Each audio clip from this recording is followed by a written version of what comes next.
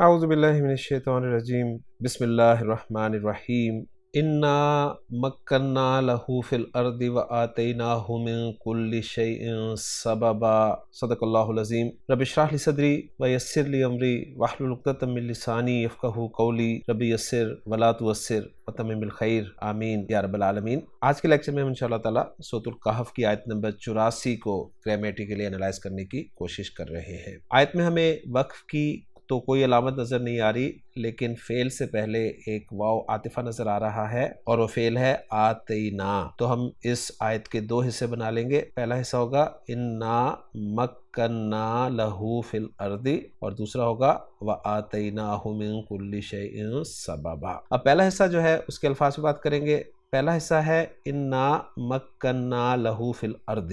انا پلس نا کا مجموعہ ہے۔ انا حرف از حروف مشبہ بالفعل ہے اور نا جو ہے یہ ضمیر منصوب متصل جمع متکلم کی ہے۔ مکننا فعل ماضی معروف جمع متکلم کا صیغہ ہے۔ میم کاف اور نون حروف مادہ ہیں، باب تفعیل سے استعمال ہوا ہے۔ مکنا یمکنو تمکینن۔ خان صاحب نے اس کے معنی لکھے ہیں کسی کو اختیار دینا، جمع دینا، اور آیت کا ریفرنس انہوں نے سورہ یوسف کی آیت نمبر 56 کا دیا ہے۔ مکننا میں یہ جو الف آپ کو سیان کلر میں نظر آ رہا ہے، یہ اصل میں نا تھا جو ضمیر مرفوع متصل جمع متکلم کی ہے۔ اگلا لفظ لام حرف جر ہے اور لام حرف جر زبر والا ہوتا ہے جب ضمائر کے ساتھ استعمال ہوتا ہے، لہٰذا آگے جو ضمیر ہے وہ ضمیر واحد مذکر غائب کی ہے، ہو ضمیر۔ اس کے بعد اگلا لفظ فی حرف جر ہے اور اس کے بعد الارض جو ہے یہ مجرور اسم ہے، واحد ہے، مؤنث ہے اور معرفہ ہے۔ پہلے حصے کے الفاظ پہ بات مکمل ہو گئی ہے۔ اب الفاظ کو جوڑ کر جملہ بناتے ہیں۔ انا سے شروع ہونے والا جملہ جملہ اسمیہ بنتا ہے،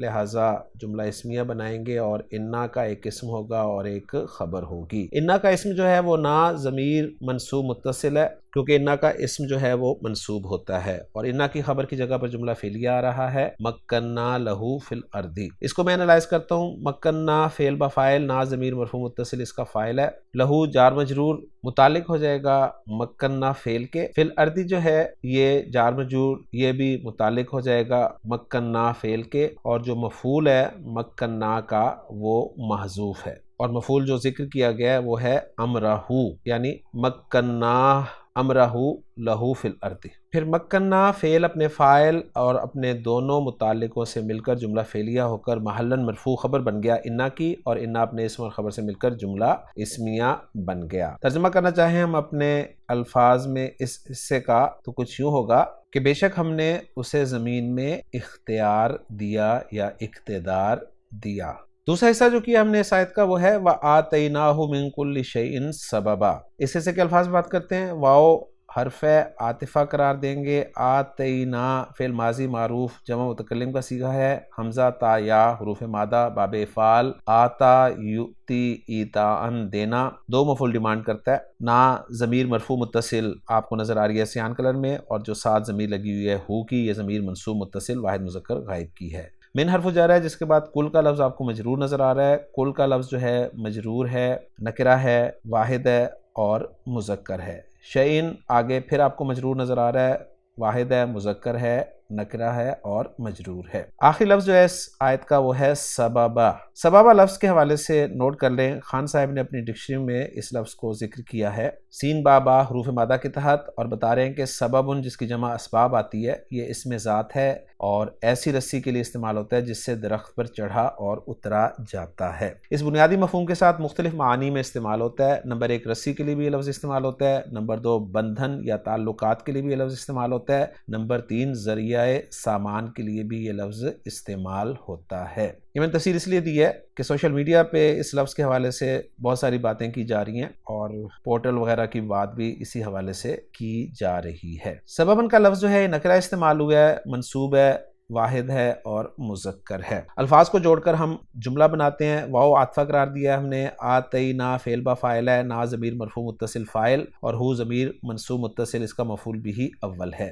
سببن لفظ جو ہے یہ مفعول بھی ثانی ہم قرار دیں گے، اور من کل شیء جار مجرور جو ہے اس کو ہم سببن کا حال قرار دے دیں تو زیادہ مناسب ہو جائے گا۔ یوں آتینا فعل اپنے فاعل اپنے دونوں مفعولوں سے مل کر جملہ فعلیہ ہو کر عطف ہو جائے گا پچھلے جملے پر، اور پچھلا جملہ جو ہے وہ مکننا والا جملہ ہے، ذہن میں رکھیے گا، جملہ اسمیہ پہ میں اسے عطف نہیں کر رہا بلکہ جملہ فعلیہ مکننا والے جملے پر عطف کر رہا ہوں۔ اور ٹرانسلیٹ کرنا چاہوں اس جملے کو اپنے الفاظ میں تو کچھ یوں ہوگا، اور ہم نے اسے ہر چیز میں سے کچھ سامان عطا کیا۔ تو الحمدللہ جی ہماری ورکنگ مکمل ہو گئی ہے، محمود صافی صاحب کی ورکنگ کے ساتھ اس کو میچ کر لیتے ہیں، اور اب آخر میں ہم اس آیت کا ترجمہ دیکھتے ہیں۔